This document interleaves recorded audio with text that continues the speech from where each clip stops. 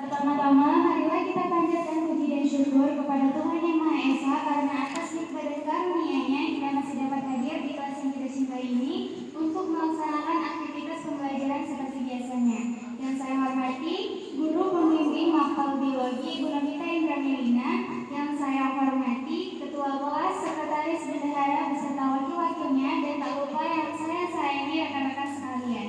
Jika pada pembahasan sebelumnya yang sudah dijelaskan oleh kelompok sebelumnya mengenai komponen darah meliputi sel darah putih, sel darah merah, plasma darah, dan trombosit, maka dari banyaknya komponen darah yang telah dijelaskan tadi, pada tahun 1900, Karl Landsteiner yang merupakan seorang ahli patologi menentukan perbedaan aglutinin dan aglutinogen dalam darah manusia, sehingga dikemukakan sistem darah ABO yang dibedakan menjadi 4 golongan. Golongan yang pertama yaitu golongan darah A, merupakan golongan darah yang pada eritrositnya mengandung aglutinogen A, sedangkan pada plasma darahnya mengandung aglutinin anti-beta, anti-B atau beta. Baiklah, apa itu aglutinogen dan apa itu aglutinin? Aglutinogen merupakan jenis protein yang dapat menggumpal, sedangkan aglutinin adalah jenis serum yang dapat menggumpalkan aglutinogen. Selanjutnya golongan darah B merupakan darah yang eritrositnya mengandung aglutinogen B, sedangkan plasma darahnya mengandung aglutinin alfa atau anti-A. Aglutinin darah AB adalah darah yang eritrositnya mengandung aglutinogen A dan B, sedangkan plasma darahnya tidak mengandung aglutinin. Sebaliknya kepada golongan darah O, yaitu golongan darah yang eritrositnya tidak mengandung aglutinogen, sedangkan plasma darahnya mengandung aglutinin alfa dan aglutinin beta. Baiklah, marilah kita identifikasi golongan darah. Ini merupakan sampel darah. Dan ini merupakan serum anti-A. Ini merupakan serum anti-B. Dan yang ini merupakan serum anti-AB.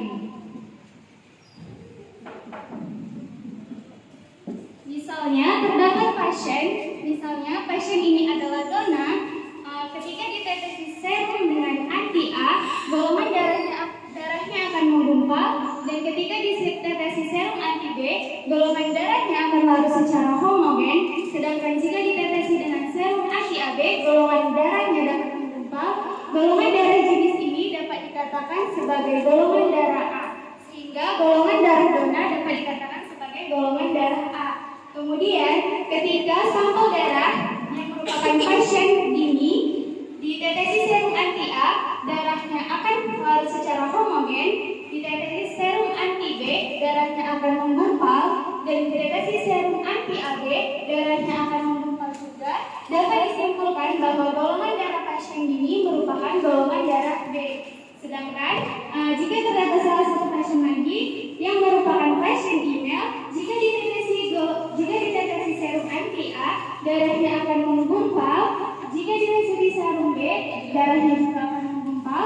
Begitupun hal yang sama jika ditetesi serum anti-AB, golongan darahnya juga akan menggumpal. Dapat disimpulkan bahwa golongan darah pasien email merupakan golongan darah AB.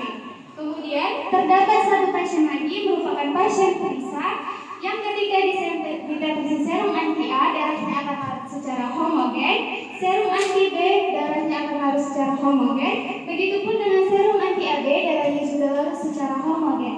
Maka golongan darah pasien perisa merupakan golongan darah O. Sampai sini paham? Baiklah, selanjutnya kita akan membahas bahwa golongan darah AB ini merupakan golongan darah yang resipien universal.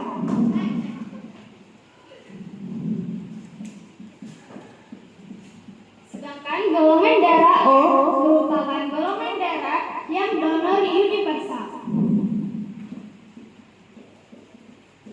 Apa itu resipien dan apa itu donor?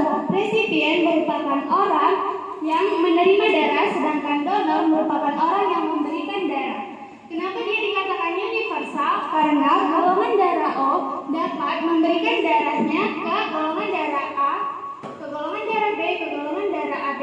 Namun, golongan darah O hanya dapat menerima golongan darah kepada golongan darah sesama O, sehingga dirinya dapat dikatakan donor universal. Artinya, golongan darah O dapat memberikan darahnya ke semua jenis golongan.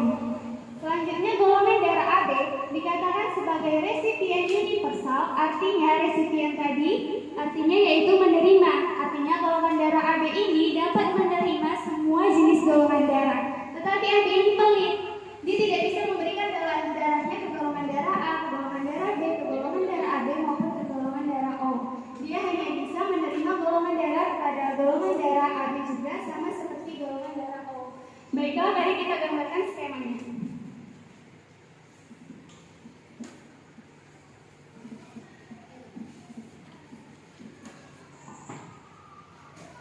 Golongan darah A dapat memberikan golongan darah kepada sesama A, begitupun menerimanya. Golongan darah O juga dapat memberikan golongan darah sesama O dan menerima golongan darah sesama O. Golongan darah AB dapat menerima golongan darah dari sesama golongan AD dan dapat memberikan darahnya kepada golongan AD. Begitupun golongan darah B dapat memberikan darahnya ke golongan darah B maupun memberikan darahnya ke golongan darah B.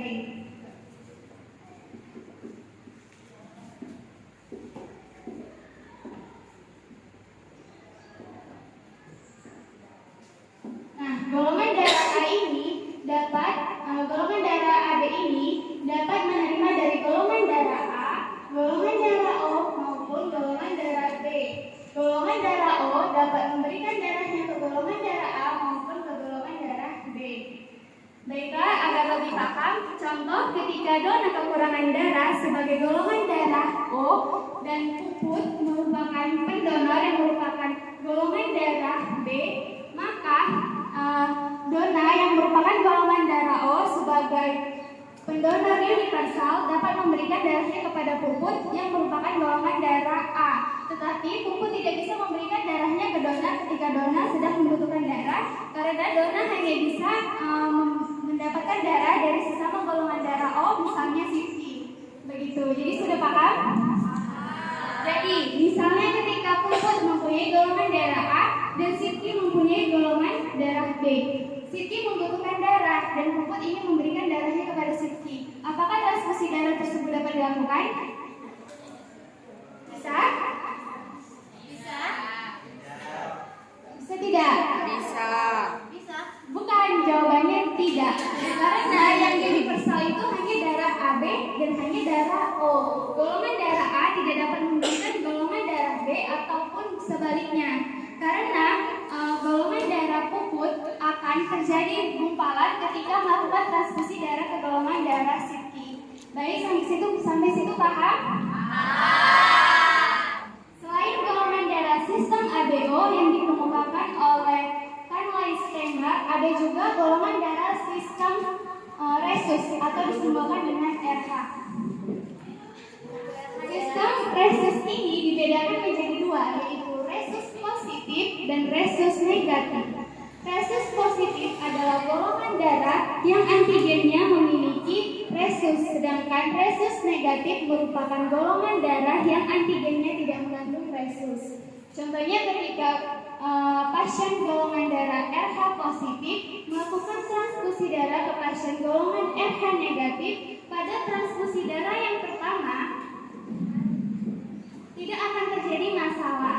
Namun ketika pasien Rhesus negatif memerlukan darah yang kedua kalinya dan terpaksa melakukan transfusi darah ke pasien Rhesus positif, maka akan terjadi pemecahan eritrosit. Karena apa? Karena Rhesus negatif jika bertemu dengan Rhesus positif untuk yang kedua kalinya, maka akan terjadi masalah. Jika sistem Rhesus ini digabungkan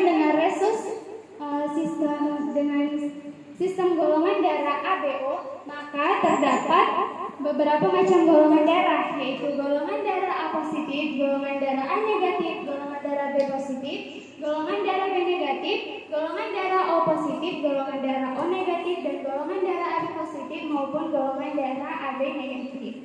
Demikian yang dapat saya sampaikan. Jadi semoga apa yang saya sampaikan tadi terkait golongan darah dapat membuat teman-teman mengerti tentang kenapa golongan darah itu harus disandingkan dengan golongan darah yang universal ataupun golongan darah yang sama jenisnya.